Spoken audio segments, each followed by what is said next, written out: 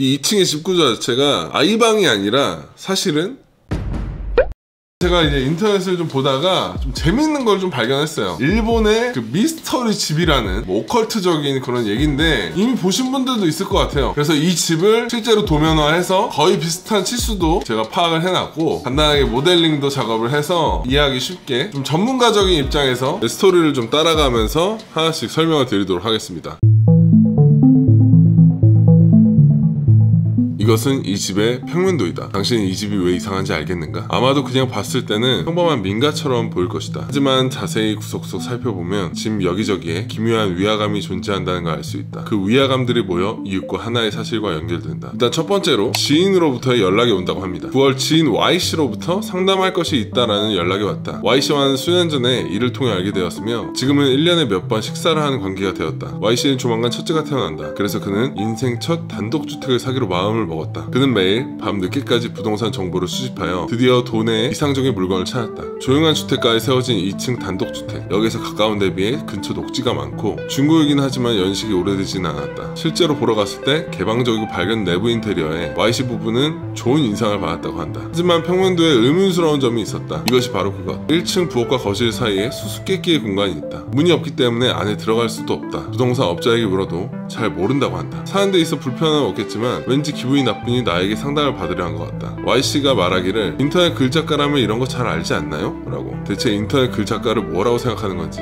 일단 이 글의 주인은 인터넷 글을 쓰는 작가인 것 같습니다. 하지만 우연히 내가 아는 사람 중에 K씨라는 설계사가 있다. 설계사라는 이 단어만 봤을 때는 건축사까지는 아니더라도 그래도 전문적인 지식이 조금 있는 그런 분인 것 같아요. 나도 수수께끼 공간이라는 오컬트틱한 이야기에 약간 흥미가 생겨 K씨에게 상담을 받아보기로 했다. 두 번째입니다. K씨의 출입. K씨 오래간만입니다. 시간을 내주셔서 감사합니다. 그런데 보내주신 평면도 말인데요. 네, 1층에 공간이 있는데 뭔지 아시겠나요? 한 가지 말할 수 있는 건 이게 의도적으로 만든 거라는 거예요. 의도적으로요? 이 공간은 원래라면 필요 없는 두 개의 벽으로 만들어져 있어요. 그렇죠. 지금 여기 화면에서 보시다시피 이 짧은 벽과 이 긴 벽, 이 두 개를 임의로 만들어서 공간을 일부러 만든 거죠. 이 두 개의 벽이 없으면 수수께끼의 공간이 생기지도 않았고 부엌도 더 넓게 쓸 수 있었겠죠. 부엌 공간을 할애해서라도 일부러 여기에 벽을 만든 건 이 공간이 필요했기 때문이죠. 아, 그렇군요. 왜 만든 걸까요? 혹시 처음에는 여기에 수납 공간이나 그런 걸로 만들 예정이었던 게 아닐까요? 예를 들어 거실 쪽에 문을 만들면 옷장으로도 쓸 수 있고 부엌 쪽에 만들면 식기 찬장이 되죠. 하지만 도중에 변심했거나 비용이 부족했거나 해서 문을 만들기 전에 포기한 거죠. 그때는 이미 공사가 진행 중이라 방 구조를 못 바꾸고 아무것도 없는 공간이 남겨졌다는 거군요. 그렇게 생각하는 게 자연스럽겠죠. 아, 그러면 오컬트스러운 이야기는 없는 거네요. 네, 그런데 자, 여기서 잠깐 제가 이제 전문가적인 입장에서 말씀을 드리자면 사실 이 공간 같은 경우는 이 설계사라고 여기 나오는 분이 사실 그렇게 전문적인 지식이 없는 사람인 것 같아요. 이 건축 설계를 하시는 분들이라면 이 도면을 보자마자 이 공간은 덕트 공간이라고 생각을 할 수밖에 없습니다. 덕트 공간의 용도는 2층에서 물을 쓰는 공간, 예를 들면 화장실이라든지 그 물들이 내려올 때 파이프를 타고 내려와야 되는데 그런 것들이 이제 집안에 보이면 안 되니까 칸막이로 일부러 이렇게 막아놓고 그 안에 이제 파이프들이 이렇게 쭉 내려가 있는 거죠. 그래서 이 전체적인 도면을 보자마자 이 공간은 바로 덕트라고 생각을 할 수밖에 없는, 어떻게 보면 좀 당연한 공간이에요. 하지만 여기서 이야기는 끝나지 않습니다. 처음에 이 평면도를 봤을 때 진짜 이상한 집이네 싶었거든요. 수수께끼 공간 외에 특히 신경 쓰이는 건 없었는데요. 제가 이상하다고 생각한 건 2층의 방 배치예요. 2층? 어린이방을 보세요. 어라? 문이 두 개가 있네요. 이중문으로. 여기가 이제 아이방인데 아이방으로 들어가려면 두 개의 문을 지나가야 되는 거죠. 그렇죠. 그리고 문 위치도 이상해요. 가령 계단으로 2층 와서 어린이방으로 가려면 이렇게 좀 꽤 돌아서 가야 됩니다. 사실상 문을 3개나 거쳐서 가야 되는 거죠. 복도에 문을 하나 달면 될 것을 왜 이렇게 귀찮게 설계를 했을까요? 사실 이것도 맞습니다. 사실 이렇게 하는 것도 동선상으로는 굉장히 이득이지만 이렇게 설계를 했다라고 좀 풀어보자면 이 복도와 이 문을 경계로 여기는 이제 온전하게 가족만의 공간이고 이 외부는 손님들의 공간이 될 수도 있는 그 프라이버시적인 용도로 좀 나눠놨다라고도 볼 수 있을 것 같긴 해요. 계속 이어가자면 게다가 이 방 창문이 하나도 없어요. 가운데 방이라 에어컨도 못 달고 채광도 나빠서 생활환경이 좋지 않을 거예요. 저도 이 부분은 좀 이렇게 창이 없는 방은 사실 설계를 하면 안 되기 때문에 이런 방 구조는 좀 특이하긴 하네요. 저도 방금 알게 됐는데 이 화장실 어린이 방에서밖에 못 들어가네요. 아마 어린이 전용이겠죠. 참고로 이 화장실에도 창문이 없어요. 창문이 없는 이중문에 화장실이 딸린 어린이 방이라 뭔가 독방 같네요. 바보라고 하기엔 너무 나갔어요. 어린이를 철저히 관리하에 두겠다는 의지가 보이네요. 그리고 아마 누구에게도 아이를 보여주고 싶지 않았나봐요. 모든 방이 어린이방을 둘러싸듯 배치되어 있습니다. 이렇게까지 해서 어린이를 밖에서 못 보게 만들고 싶었나 하고. 그런데 어린이방이랑 연결되어 있는 방은 아마도 부부의 침실이겠죠. 더블 침대가 있으니까요. 이 방은 개방적이네요. 창문도 많고. 나는 밝고 개방적인 내부 인테리어라는 Y씨의 말이 떠올랐다. 다만 이 방도 좀 이상해요. 여기에 샤워실이 있다는 건 옆에 탈의소를 겸하고 있다는 건데, 그럼 침실에서 탈의소가 완전 다 보이거든요. 그러고 보니 침실이랑 탈의소 사이에 문이 없네요. 아무리 부부라도 막 씻고 나온 모습은 보여주기 싫을 텐데요. 뭐랄까 상당히 금술이 좋은 부부였던 게 아닌가 해요. 그런 금술 좋은 부부와 격리된 어린이방이라는 언밸런스함이 뭔가 기분이 나빠서요. 뭐 너무 나간 거겠죠? 사실 여기서 이런 도면 같은 경우는 여기에 이제 칸막이 벽이나 미닫이 문 달 수도 있기 때문에 도면상에서는 사실 큰 문제가 될 건 없다, 그렇게 생각이 들고요. 샤워실이랑 별개로 욕실이 있어요. 이런 건 좀 드물지 않나요? 없진 않겠지만 흔하지 않죠. 그러고 보니 이 욕실은 창문이 없네요. 샤워실에는 큰 창문이 있는데. 그러네요. 이상한 방 배치예요. 그렇다면 어떠신가요? 이 집은 안 사는 게 낫나요? 뭐 방 배치만 가지고는 뭐라 말은 못 드리겠지만 저라면 안 살 거예요. 그렇군요.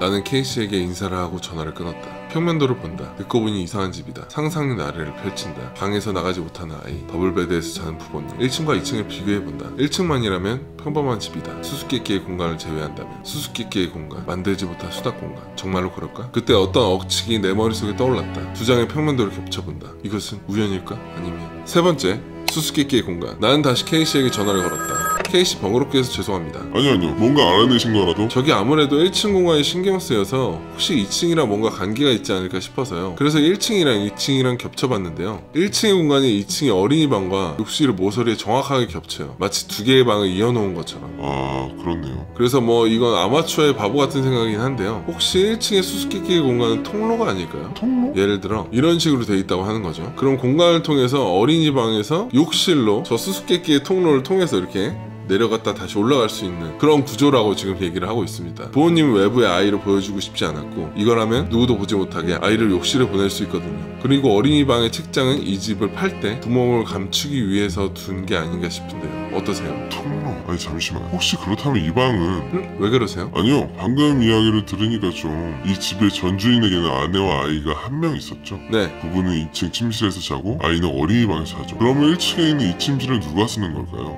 집에 찾아온 손님이 묵는 방이라거나. 뭐 그렇겠죠. 누군지는 모르겠지만 적어도 이 집에는 번번하게 손님이 왔다고 봅니다. 사실상 1층 부분에 게스트룸을 주는 거는 굉장히 좀 흔한 경우이기도 합니다. 일단 K씨가 망상을 시작합니다. 한때 이 집에 살고 있던 것은 부부와 아이 하나. 아이는 어떤 목적을 위해 어린이방에 갇혀있다. 부부는 종종 집에 손님을 초대한다. 어떤 관계인지는 모르겠으나 나름대로 사회적 지위가 있는 사람, 예를 들어 회사의 중역, 중소기업의 사장 같은. 거실에서 잡담을 하고 다이닝에서 저녁을 대접한다. 남편이 손님에게 술을 권한다. 기분이 좋아진 손님, 잔뜩 취한 손님에게 아내는 이렇게 말한다. 오늘은 주무시고 가시지 그래요? 저기 침실이 있어요. 욕실 문 받았어요. 들어가세요. 손님은 2층에 창문이 없는 욕실로 안내받는다. 손님이 욕실에 들어간 것을 확인하면 아내는 아이에게 신호를 보낸다. 아이는 무언가를 들고 1층의 통로를 향해 욕실로 침입한다. 그리고 날붙이를 손님의 등에 꽂는다. 엥? 왜 이야기가 그렇게...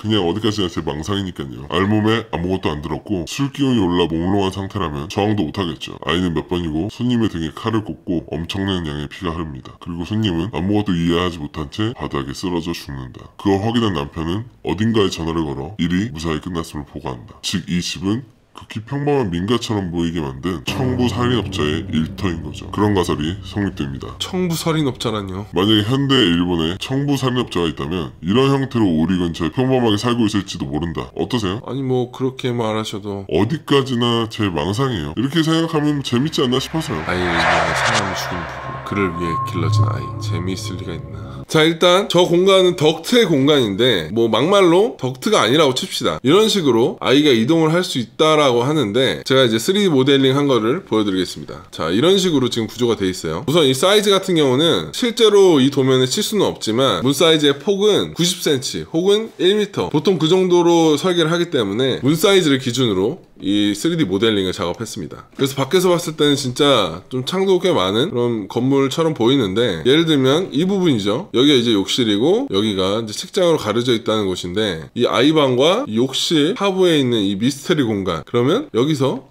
이 방에서 이 공간으로 아이가 들어갔다가 이렇게 지나서 이 욕실로 이렇게 다시 올라온다는 소리인데, 자 그러면 이 치수를 한번 재봅시다. 실제로 이 건물의 이 공간이 32cm밖에 안 돼요. 이 부분도 32cm. 그러니까 32cm가 되는 정사각형의 그 구멍을 사람이 들어가야 된다는 거죠. 사람이 이렇게 쏙 들어가려면 이 몸통, 어깨가 이제 32cm 정도밖에 안 돼야 되는 수준이니까 쉽지는 않을 것 같아요. 그러고 만약에 내려갔어. 그럼 이쪽으로 올라와야 될 거 아니야. 올라올 때 어떻게 올라와? 내려가는 거는 진짜 이렇게 해서 쏙 들어가야 되는데 올라갈 때 이거를 할 수가 있나? 여기에 뭔가 장치가 있을까? 실제로는 진짜 좀 움직이는 것 자체가 불가능한 그런 너무나도 협소한 그런 공간이죠. 그리고 다시 이야기로 돌아가서 그런데 아까 구멍을 숨기려고 책장을 놨다고 하는 이야기 말인데요. 아이 방에는 책장이 하나 더 있죠. 그렇다면 이 책장 밑에도 구멍이 있을 것 같지 않나요? 구멍은 어디로 이어져 있을까요? 창고? 그렇다면 이 집은 시체 처리를 위한 루트도 존재한다고 할 수 있겠군요. 시체를 욕실에 둘 수는 없겠죠. 밖에서 보이지 않게 처리할 필요가 있습니다.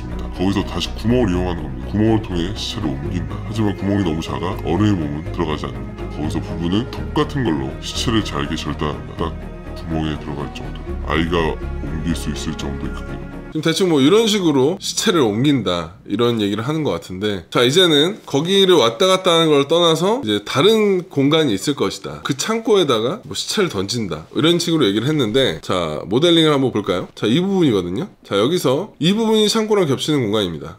사실 이 부분은 의외로 좀 넓어요. 폭 자체는 32cm밖에 안 되지만 가로 길이는 1m 가까이 됩니다. 그래서 아까 공간보다는 두세 배는 넓은 그런 공간이죠. 뭐 이 여기로 왔다 갔다 한다는 거는 뭐 말은 될 것 같다? 아까보다는. 자 그리고 아직 K씨의 망상은 끝나지 않았습니다. 이 일련의 사건은 전부 창이 없는 방에서 이루어집니다. 즉 밖에서 절대 보이지 않게 살인이 벌어지는 겁니다. 밤이고 낮이고 1년 내내 언제라도 사람을 죽일 수 있죠.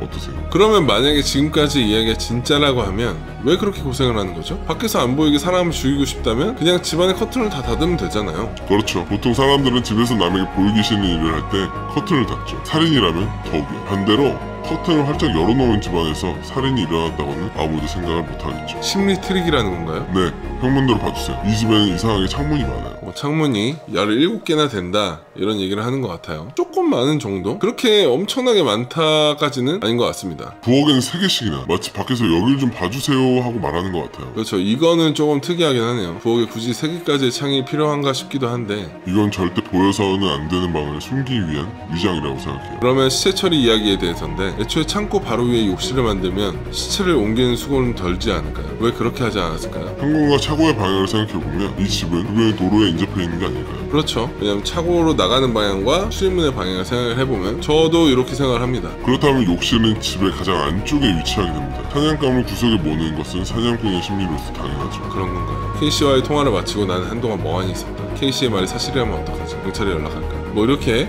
좀 바보 같은 상상을 하다가 결말이 나옵니다. 갑자기 전화가 울리죠. 안녕하세요, Y예요. 아, Y씨 오랜만이네요. 사실 아까 방금 설계사랑 이야기하고 있었어요. 그래서 좀 웃긴 이야기인데, K씨가 글쎄 그 집이 사실 그게 좀 우츠케씨에게 사과하려고요. 그 집 그냥 안 사기로 했어요. 엥? 왜요? 그런 사건이 있었으니까요. 그런 사건? 오늘 아침 뉴스 못 보셨어요? 뭔가 그 집 근처 숲에서 토막살인 시체가 나왔다더라고요. 그래서 여기저기 물어보니까 피해자가 이전에 그 집에서 묵은 적이 있다나, 뭐 사건이랑은 별로 상관없겠지만서도 좀 찜찜하잖아요. 그래서 오늘 거절하고 왔어요. K씨는 뭐라고 하시던가요? 아니요, 뭐 별말 안 하시던데요. 아, 그렇군요. 저 근데 좀 궁금한 게 그 집 전주인은 지금 어디 살고 있대요? 아, 전에 부동산에다 물어봤는데 매매 계약이 끝나자마자 연락이 끊겼대나봐요. 아, 그렇군요. 번거롭게 해드려서 죄송해요. 그럼 다음에 밥이나 함께 하시죠. Y씨는 씩씩하게 인사를 하곤 전화를 끊었다. 그가 구매를 포기한 이상 그 집은 나와 아무런 관계가 없다. 잊자. 파봤자 별 수 없다. 난 두 장의 평면도를 꼼꼼하게 말아 쓰레기통에 버렸다. 자, 이렇게 이야기가 끝나는데요. 괴담이라고 해서 좀 재밌게 봤어요. 이 사람들이 하는 말이 좀 말이 된다라고 생각을 하고, 그런 기준으로 봤을 때 굉장히 좀 재밌게 봤는데, 사실상 1층의 그 미스터리 공간은 진짜 대부분 덕트로 쓰기 때문에 뭐 일반적인 평면도에서도 굉장히 많이 써요. 예를 들면 오피스텔이나 가정집에서도 덕트는 다 있어요. 그 부분으로 아이가 이렇게 왔다 갔다 한다. 그것도 그 평면상의 이동이 아닌 층을 내려갔다가 이게 다시 올라간다? 사실 올라가는 거 자체에서 좀 문제가 생기지 않을까. 뭐 내려갈 수는 있겠지. 점프 뭐 이렇게 해가지고 쑥 내려갈 수 있겠지. 중력에 의해서 올라가는 거는 누가 잡아당겨주지 않는 이상 힘들지 않을까. 그런데 제가 이 스토리를 쭉 보고 다 이해하고 나서 사실 아이방 같은 경우는 진짜 조금 말이 안 되는 구조이긴 해요. 사실 아이방으로 가는 문이 이렇게 많다까지는 뭐 그럴 수는 있겠지만 창이 없는 방을 아이방으로 이렇게 세팅을 해놓는다는 거는